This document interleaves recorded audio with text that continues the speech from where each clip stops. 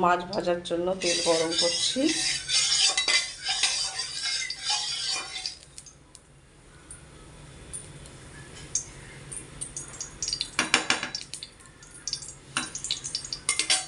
তেল গরম হয়ে গেছে।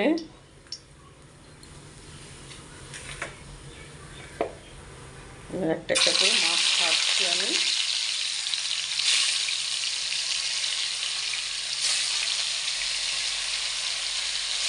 ভাজাটা লাল লাল করে ভাজবো। মাছগুলো উঠে দেবো, এক পিঠ হয়ে গেছে।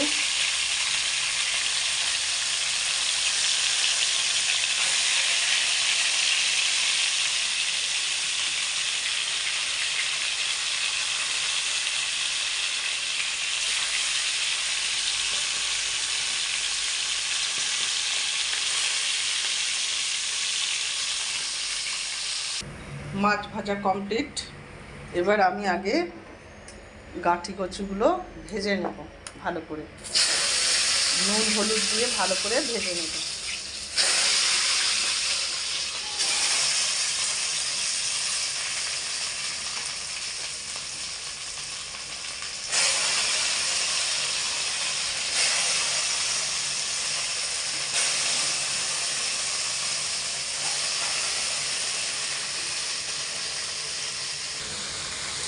নুন হলুদ দিয়ে নেড়ে দিচ্ছি, দিয়ে একটুখানি ঢাকা দিয়ে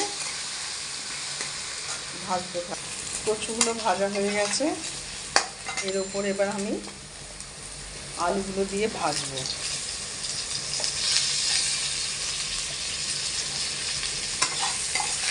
কচুটা আগে ভেজে নিতে হয় কেন, আমি তো সিদ্ধ করিনি, সিদ্ধ করলে লোড বেশি হয়ে যায়। ওই জন্য লোডটা কম হওয়ার জন্য আমি কচুটা নুন হলুদ দিয়ে ভেজে নিলাম, ভালো করেই ভেজেছি। এবার আলু একটু ভেজে নেবো, তারপরে পেঁয়াজ দিয়ে দেবো।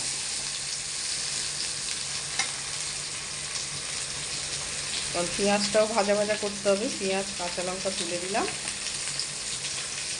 মিক্সিতে মশলাটা এখনও করা হয়নি, মিক্সিতে করবো।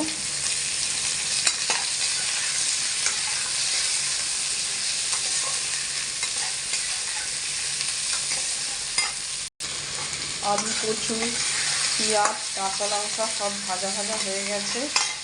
এবার আমি এতে আদা রসুন পেস্টটা তুলে দিয়ে ভালো করে মশলাটাকে ভাজা ভাজা করব।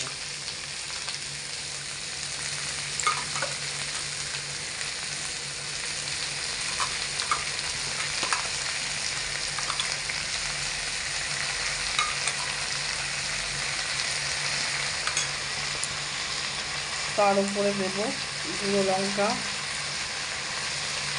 একটু চামচের মতো দিলাম ঝাল ঝাল করবো বলে। জিরে গুঁড়ো 1 চামচ, হলুদ 1 চামচ, ওই 1 চামচ দিলাম। দিয়ে এবারে মশলাটা কষবো।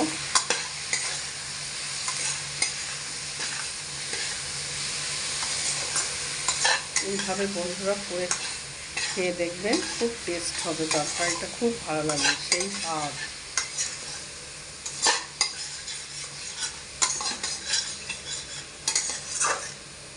মশলাটা কষা হোক, কষছি। বন্ধুরা মশলা আমার কষা হয়ে গেছে। আর সবসময় এটা মনে রাখবেন যে কচু কেটে ধোয়ার পরে সিদ্ধ করবেন না।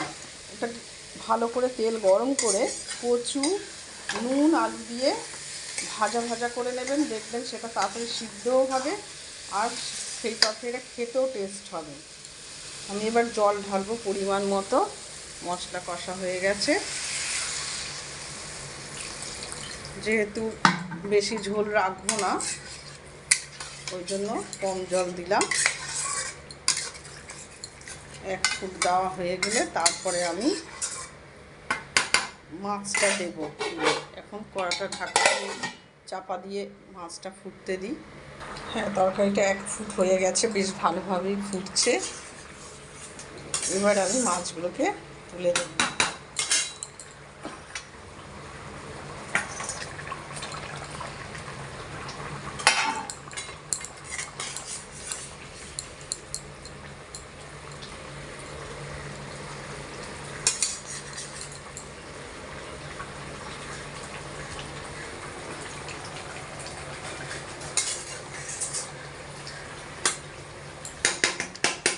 ঢাকা দিয়ে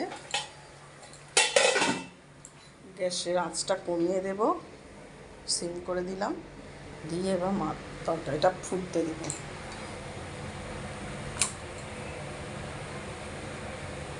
বন্ধুরা আমার তরকারি প্রায় শেষ, আমি এবারে বন্ধ করব গ্যাসটাকে। এইভাবে কচু, আলু, ভোলা মাছ দিয়ে গা মাখা তরকারি করে খেয়ে দেখবেন, খুব টেস্টি হবে। যেভাবে করলাম সেভাবেই করে খেয়ে দেখবেন। Tata, bye. এরপরে আমি আরেকটা রান্না দেখাবো।